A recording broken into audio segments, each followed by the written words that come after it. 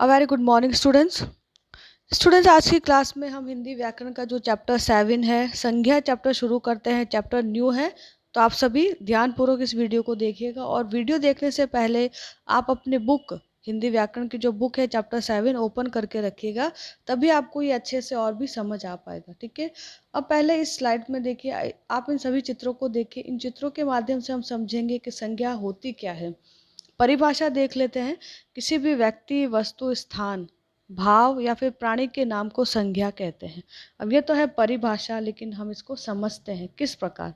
अब देखिए, किसी भी एक व्यक्ति का नाम आ गया पर्टिकुलर, जैसे आपका नाम है, मेरा नाम है, राधा, मोहन, सीता, गीता, या फिर किसी भी जगह का नाम आ गया, स्थान का नाम आ गया, जयपुर, हवा महल, सिटी पैलेस। इसी प्रकार ये जो है हवा महल दे दिया, सॉरी, जंतर मंतर।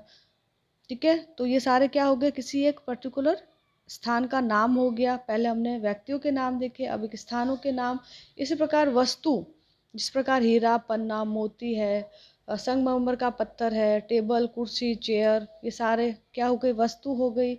अब भाव, अर्थात भाव क्या होता है, जैसे आपने कोई मीठी चीज़ देखी, जलेबियाँ देखी है, ठीक है, तो उसका भाव क्या लगता है आपको, मन ही मन में क्या विचार आते हैं कि इसमें क्या होगी, बहुत ही मिठास होगी।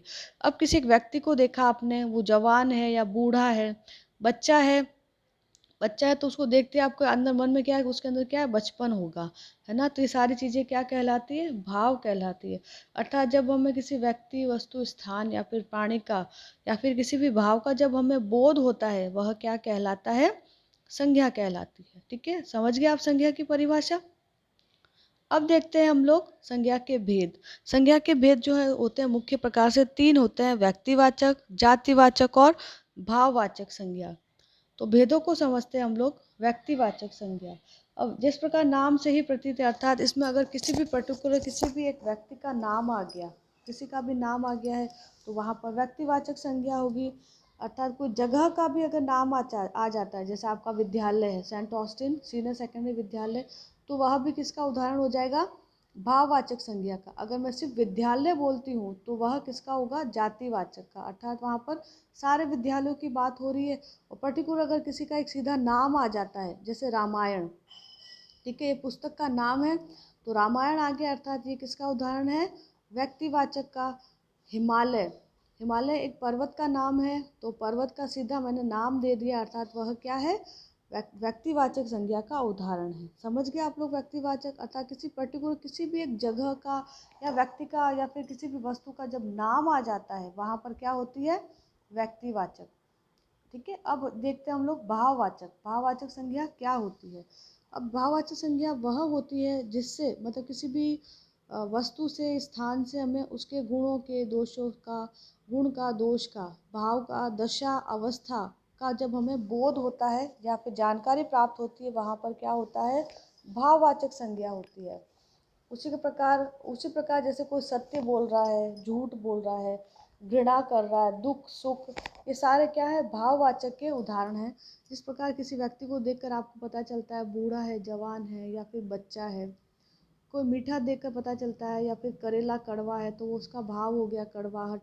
मित्र, मित्रता का भाव क्या हो गया, मित्र का भाव क्या हो गया, मित्रता। ये सारी संज्ञा क्या हो जाएगी बेटा, भाववाचक संज्ञा हो जाएगी। अर्थात समझ गए आप लोग भाववाचक संज्ञा का अर्थ क्या होता है। अब हम लेते हैं जातिवाचक। मैंने आपको देखिए जब व्यक्तिवाचक संज्ञा के बारे में समझाया था, उसमें आपको बताया था कि जब पर्टिकुलर किसी भी एक चीज़ का या फिर किसी भी एक व्यक्ति का जब नाम आ जाता है, वहाँ पर क्या होता है, व्यक्तिवाचक। लेकिन कुछ चीज़ें जो होती है वो पूरी अपनी जाति का, अपने समूह का, अपने वर्ग का प्रतिनिधित्व करती है, पूरा कमांड करती है, तो वह क्या हो जाती है, जातिवाचक। कि जिस प्रकार देखिए ये कुर्सी है, कुर्सी यहाँ पर लिखा हुआ है, तो ये जातिवाचक, अर्थात जो भी कुर्सियाँ हैं उनके सब के बारे में यहाँ पर बात हो रही है।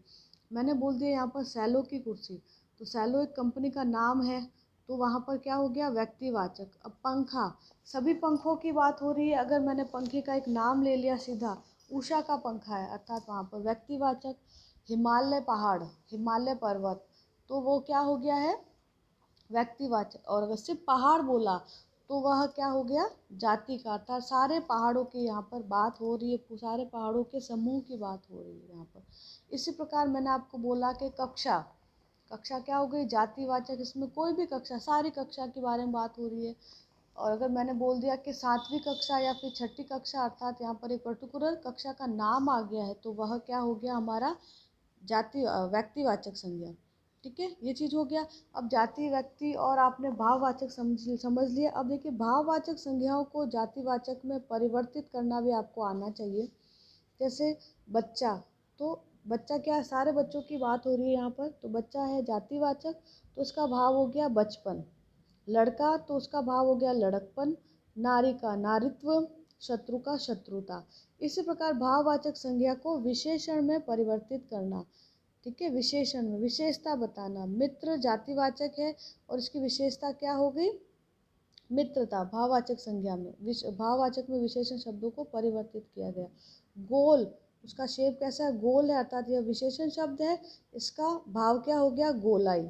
इसी प्रकार सर्वनाम, सर्वनाम से क्या बदलना है, भाववाचक। मनुष्य, अपना, स्व, मम, सम, यह, वह, ये सारे सर्वनाम शब्द है और इसको किस में परिवर्तित करना है, भाववाचक में। मनुष्य, तो उसका क्या हो गया है, मनुष्यता या मनुष्यत्व भी कह सकते हो आप। अपना का अपनत्व कह सकते हो। स्व का स्वतः, स्वत्व।